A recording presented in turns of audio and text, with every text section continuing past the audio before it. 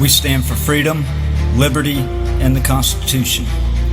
We will combat all those who are corrupt. We are America's insurance policy. We will not see our republic fall. We are everywhere. We are the 3%. While that motto energizes me to the fullest and truly is one of my favorites, it's way more than just your run-of-the-mill motto. That is a key motto among a band of brothers that I became a part of back in 2017 called the 3%ers. I guess from an unofficial standpoint, I became part of them back in 2008 when I took an oath to support and defend the Constitution of the United States against all enemies, foreign and domestic, that I would bear true faith and allegiance to the same, and that I would obey the orders of the President of the United States. But hey, who's counting time? Especially at a time where there's more of it than we know what to do with in light of this latest pandemic, the coronavirus. If anything, even somewhat positive came from the government intervening with businesses and with the issuances of stay-at-home orders. It was that it gave me some time to move forward on preparing everything, to come forward with my story from 2017. When anyone is backed far enough into the corner, to a point of not having any perceivable breathing room, instilled human instinct is to fight back.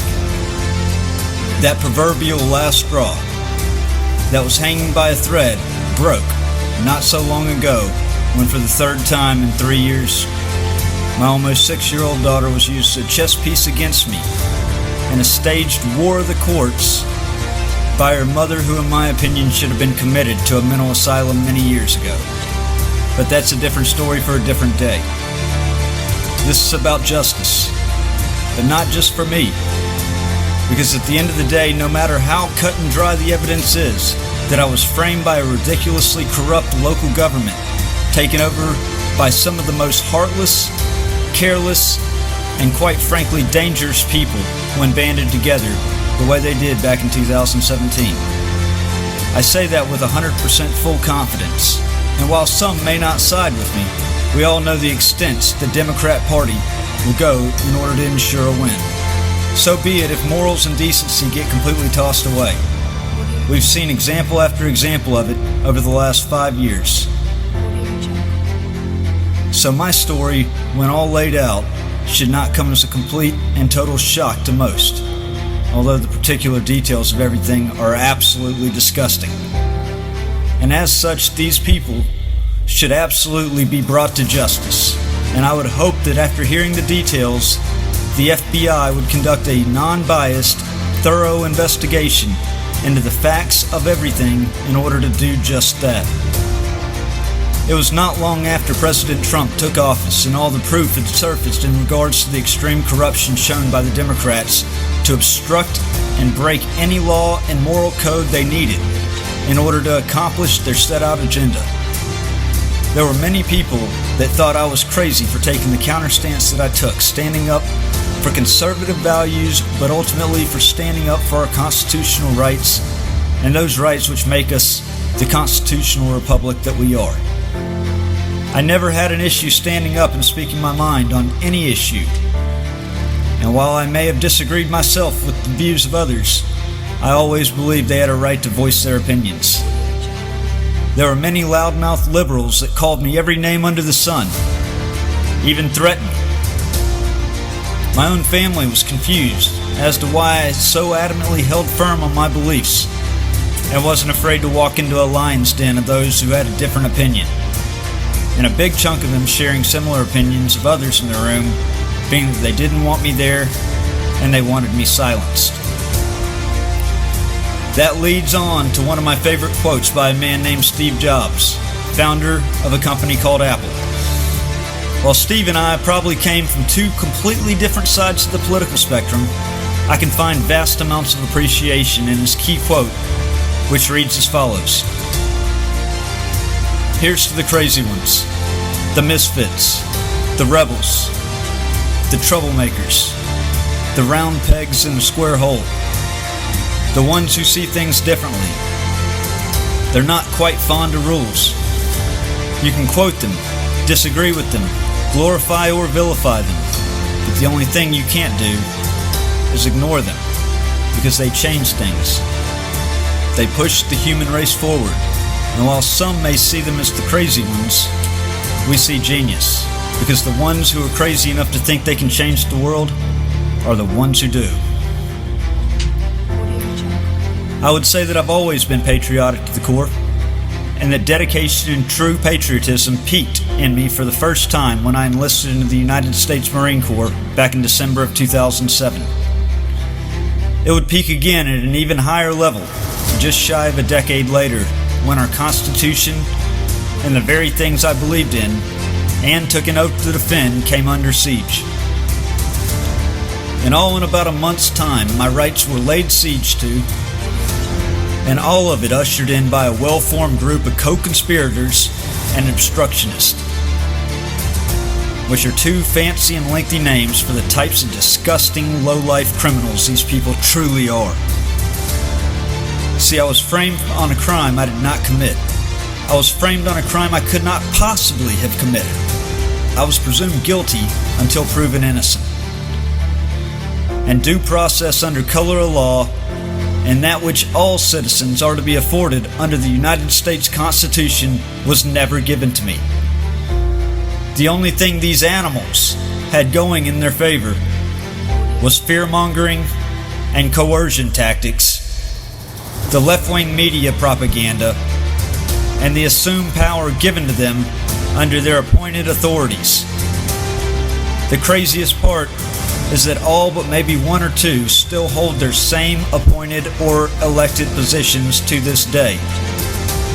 But with most of America fed up with scandals such as this atrocity, the time is now for true justice to be rendered, and for me to clear my name in an attempt to get my life back, my rights back, and to truly walk from that city and county knowing that it wasn't for nothing, and that justice was served by a non-biased and fair judicial system that respects and preserves due process and isn't out for a tacky decimation of another's rights and life for political purposes and social gain.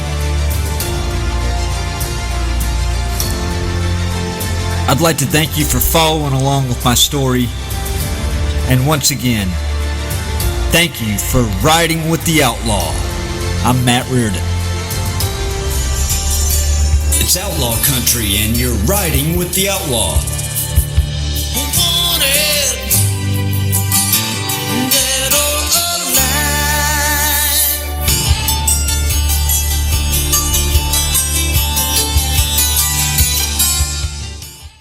I was just watching Fox News, the only news channel I will watch if I turn on the TV. Okay? The rest of it is just garbage. Absolute garbage. CNN, garbage. Puke.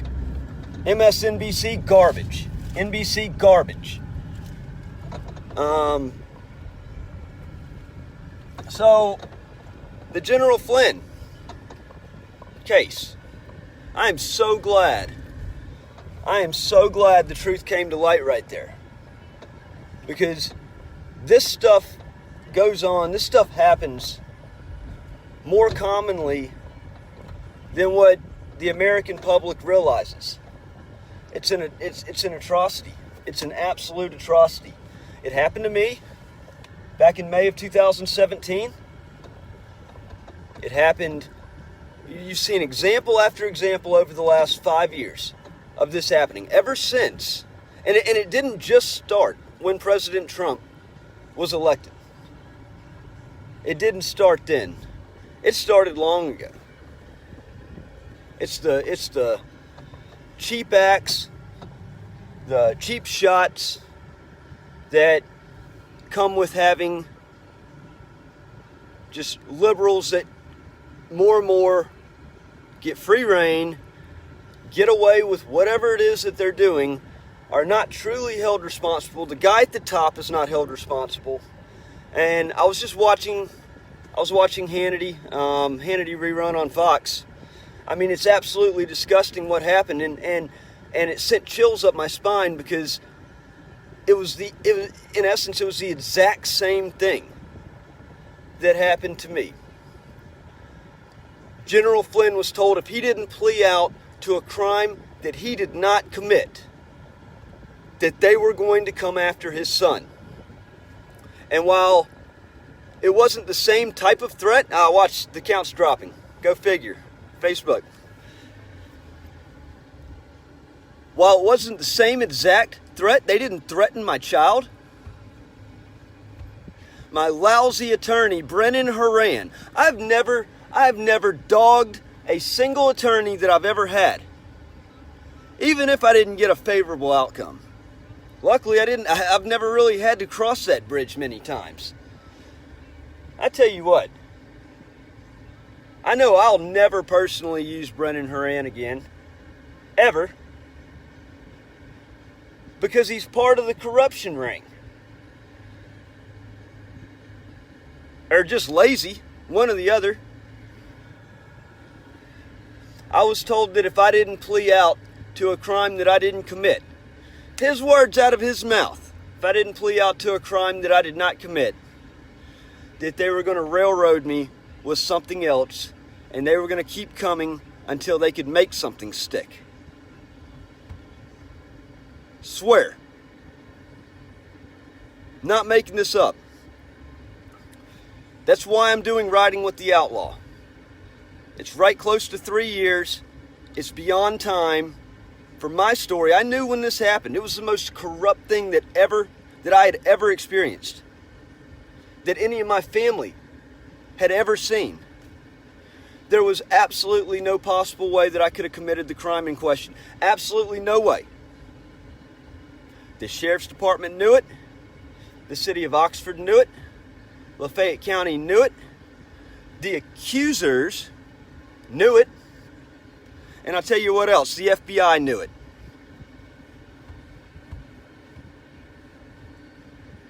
The FBI knew it because I actually had a sit-down meeting with them the day before, because the U.S. Attorney's Office scheduled me a sit-down with them about a corruption scandal that I was tipped off on, that actually involved me. It was something directed at me.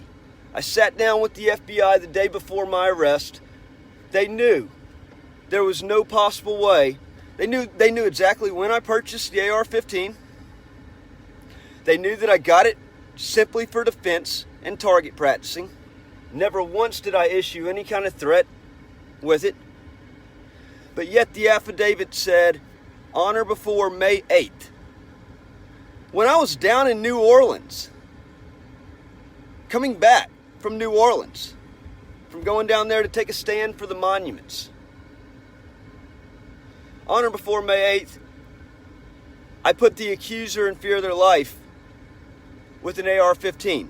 The exact one, exact serial number that I've got a bill of sale proving I didn't purchase until May 20th.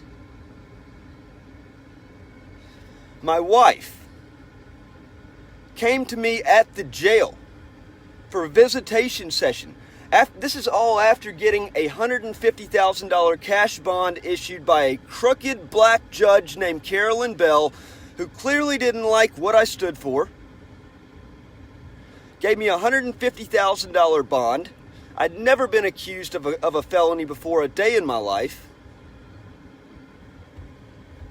The same judge that an accused rapist, a guy charged with rape and some other charge, heinous charge, she gave him a $10,000 bond on each of those charges.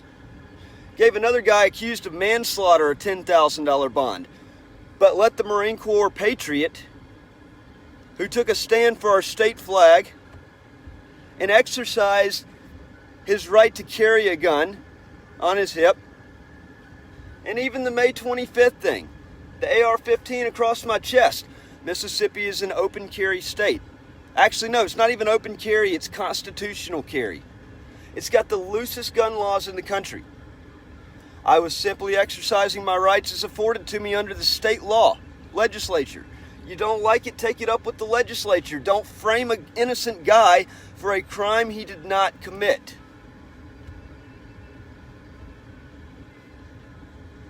But that's what they did. I sat in jail. I knew that it was going to take upwards of a year before I got to a trial session. My wife came and visited me at the jail approximately 2 weeks later, after I was in there, after I was already in their custody. I wrote on a piece of paper the login information for my Facebook account as well as my email, and I passed it to her through the window. Okay? She left the visitation session. Alan Wilburn, Sheriff's investigator Alan Wilburn, was right outside the visitation room with a swarm. My wife said there were several other deputies. They forced her back into the interrogation room of the sheriff's department. It's a back room right behind the office. And they threatened her, basically. They made her they invoked fear in her. Said if she didn't give up the piece of paper that I gave her with my social media account information, my email login, if she didn't give that to them, or if she changed any information, changed my password, that they were going to hit her with obstruction of justice charges. My wife that's never been charged with a crime a day in her life. Tell me that's not outrageous. To put fear into somebody. A free citizen that came up there to visit me. She was my girlfriend at the time, not wife. Came up there to visit me. And they pull her off to the side and tell her that if she changes any of my passwords and didn't give up that sheet of paper, they actually snatched it out of her hand, that they were going to charge her with obstruction of justice. These people are downright disgusting animals, and they deserve to be held accountable for the crimes that they committed. You cannot accuse a person of a crime that they did not commit as a way of silencing them and getting rid of them. This is the ploys of the nasty liberal left, and I'm evidence to it. I took a plea deal to get out because I was told that was my only option. It was under complete duress. 100% duress. I needed to get out because I had a almost 2-year-old daughter at the time that I needed to be her father.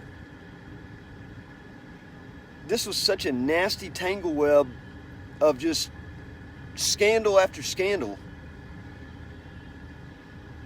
I was worried for my own life at the Lafayette County Detention Center. Because if they would go to this extent, they surely wouldn't want me talking about it, like I am now. But like I said, when you back somebody into a corner far enough, they don't have any perceivable room to breathe. Natural human instinct is to fight back. The proverbial last straw. And that's what I'm doing. When it comes down to it, this is my rights and this is my life. My life was completely destroyed. My rights were completely tossed away. They were trampled on. I'm not prepared to live the rest of my life with my rights stripped away from me due to a corruption scandal. It's one thing to not like somebody, it's another thing to frame them on a crime. There's no way that it should have ever stuck as a felony. I should have never been forced to plea out to a felony. I even looked up at the attorney whenever the judge looked at me and wanted me to plead out and asked me if I did this. And I glanced up at him, and he nudged me and told me to do it.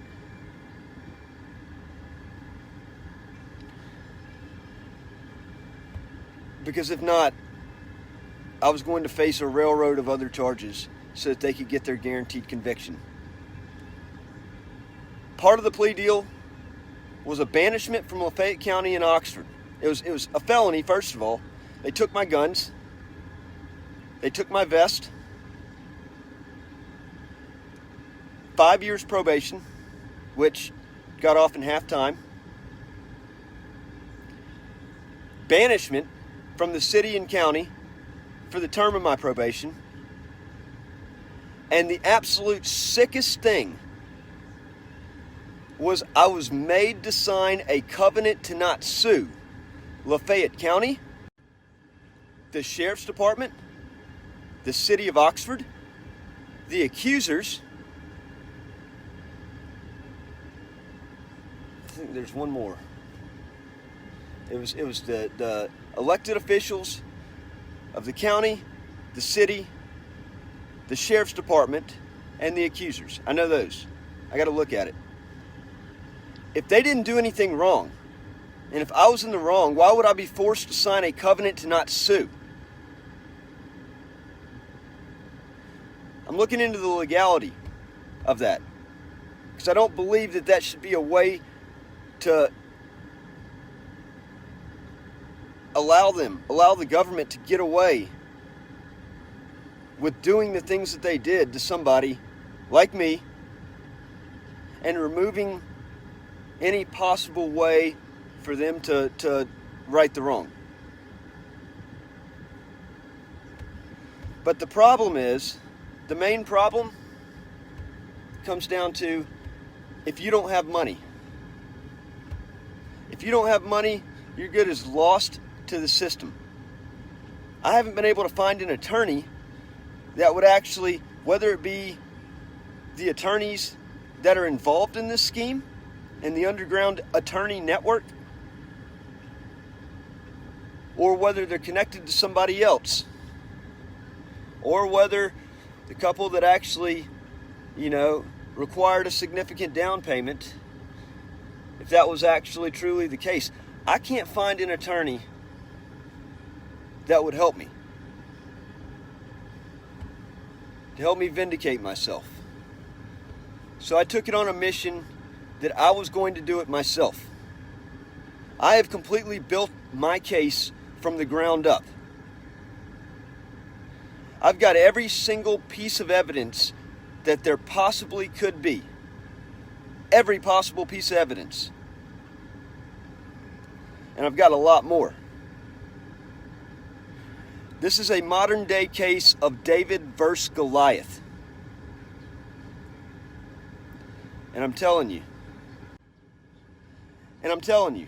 I'm not going to stop until I right the wrongs, until I overturn my conviction, which wasn't even really a conviction, it was a plea under stress.